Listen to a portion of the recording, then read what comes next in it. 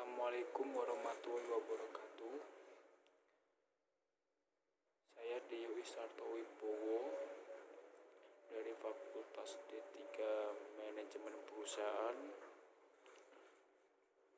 Di sini saya akan menjelaskan makalah tentang akhlak kepada sesama manusia. Hakikatnya manusia itu adalah makhluk sosial yang mana dalam menjalankan kehidupannya ia tidak bisa terlepas dari bantuan orang lain. Manusia yang satu dengan manusia yang lain seharusnya bisa saling berkontribusi agar terciptanya suatu kehidupan yang rukun dan harmonis. Pengertian akhlak sendiri itu dalam Islam adalah suatu bentuk atau karakter yang kuat di dalam jiwa yang darinya muncul perbuatan yang bersifat iradiyah atau kehendak pilihan berupa baik atau buruk, indah atau jelek sesuai dengan pembawaan diri yang dipengaruhi oleh pendidikan yang pernah dialami seorang muslim. Macam-macam akhlak dalam GS Al-Hujurat nomor 12 itu dijelaskan bahwa sejatinya manusia yang beriman itu harus menjauhi banyak prasangka, karena sebagian dari prasangka itu adalah dosa, terlebih jika prasangkanya itu adalah dalam suatu prasangka yang buruk. Oleh karena itu manusia yang atau orang beriman diajukan untuk berhusnuzon kepada sesama. Husnuzon itu artinya adalah berbaik sangka. Yang kedua itu tasamu. Tasamu dalam artian adalah tenggang rasa, merupakan salah satu bentuk akhlak mulia yang harus senantiasa dijaga dan diaplikasikan dalam kehidupan bermasyarakat. Dasar dari toleransi adalah rasa kasih sayang, di mana dari kasih sayang itu muncullah suatu ikatan yang tak lain adalah ikatan persaudaraan atau ukhuwah.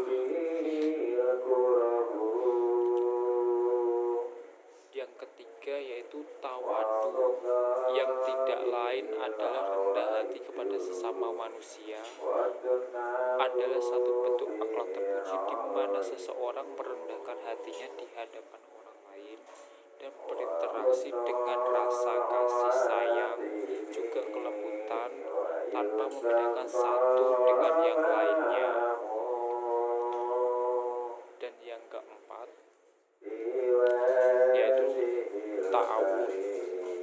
Ta'awun mengajarkan manusia untuk saling tolong-menolong dan menguatkan rasa peduli serta tanggung jawab. Tidak ada batasan untuk seseorang melakukan kebaikan dan saling menolong asalkan dalam konteks kebaikan. Dari keempat hal di atas merupakan beberapa bentuk akhlak mulia. Meskipun akhlak mulia itu timbul dengan tanpa perencanaan, tapi setidaknya akhlak itu bisa dibiasakan atau bisa dibentuk. Dan poin ke-2.3 adalah manfaat akhlak. Manfaat dari berakhlak kepada sesama manusia diantaranya adalah timbulnya rasa persaudaraan. Persaudaraan timbul, maksudnya adalah persaudaraan timbul ketika antara satu orang dengan orang lain muncul rasa nyaman. Rasa nyaman tersebut dibuat ketika seseorang memiliki budi pekerti yang baik. Orang yang berbudi pekerti yang baik senantiasa berlaku ramah dan lemah lembut kepada siapapun, hingga akhirnya dapat memicu rasa kasih dalam balutan ukhuwah. Dan manfaat akhlak yang kedua adalah mencegah permusuhan. Sangat jelas bahwa permusuhan itu dimurkai atau tidak disukai oleh Allah.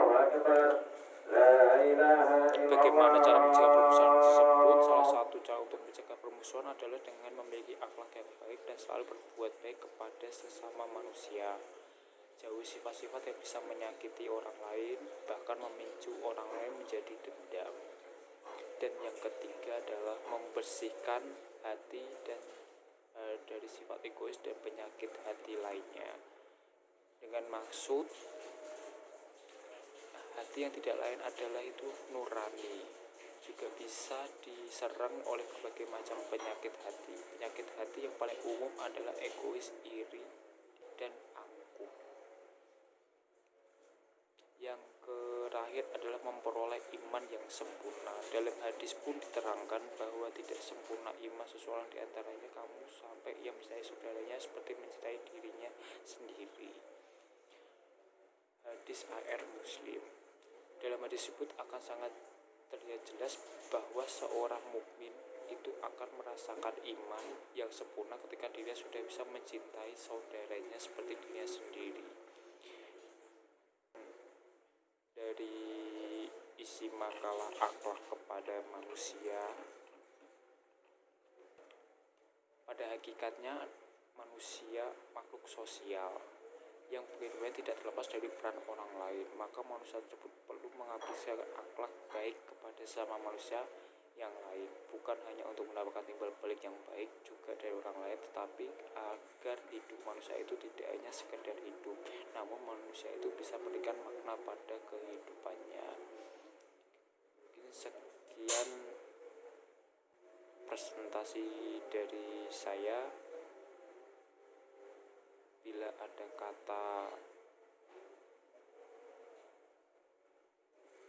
ada kata yang kurang pas, mohon dimaafkan. Assalamualaikum warahmatullahi wabarakatuh.